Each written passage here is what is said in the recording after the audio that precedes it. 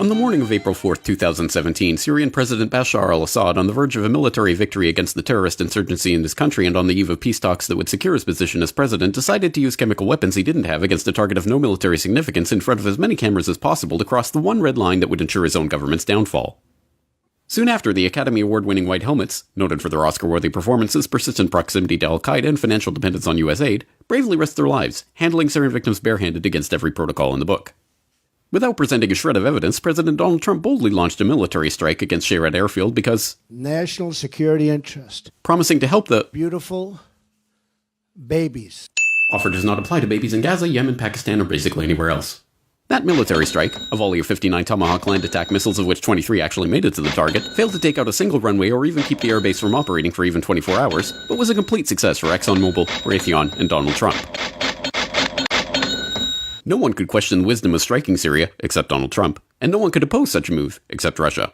The Trump train, still convinced by candidate Trump, and by listening to guys like Lindsey Graham, drop bombs here, drop bombs on Assad, drop bombs on ISIS, oh, but they're fighting each other, so maybe we shouldn't do that. And so could you convince Putin to get Assad to step aside?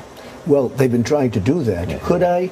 I don't think it's that important, to be honest with you. I think, frankly, let's say you get rid of Assad or you knock out that government. Who's going to take over? The people that we're backing, and then you're going to have, like, Libya? Concluded that this was seventh-dimensional backgammon to make China afraid of the U.S.'s willingness to spend $100 million in a fearsome show of failing to destroy a single airfield.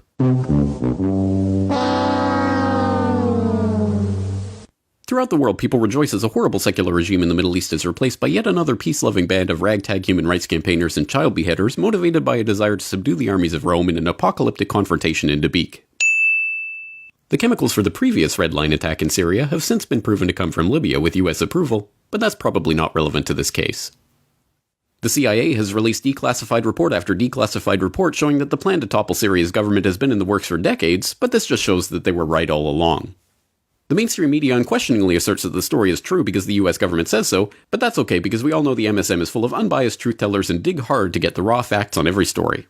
We see these beautiful pictures at night from the decks of these two U.S. Navy vessels in the eastern Mediterranean.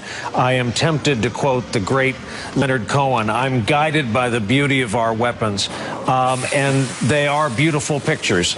Even members of Congress think the story is a load of hogwash, but that's okay because they're probably crazy. Because frankly, I don't think Assad would have done that. It does not serve his interests. It would tend to draw us into that civil war even further. Who do you think is behind it? Who do you think is behind it? Meanwhile, the White House has released a report on its intelligence about the chemical attack that refutes its own version of the story, but that's okay because when has the White House ever lied people into war? This man doesn't exist, and if you think he does, you're an enemy of humanity who should apologize for having been born. Likewise, him, her, him, and him and her. This is the 100% true story of the Syria strikes, and if you support sites like the Corporate Report that question it in any way, you are a moonbeam, fake news, tyrant-loving, hippie-pinko Russian agent and should commit ritual suicide immediately. If you love your country and or liberty, NASCAR, supermodels, TV, water slides, or your mother, you will not question this story in any way. Ever. This message has been brought to you by the Friends of the Brookings Institute, Raytheon, Genie Oil, Oded Yunon, ICIASIS, and the New York Times. Because ignorance is strength.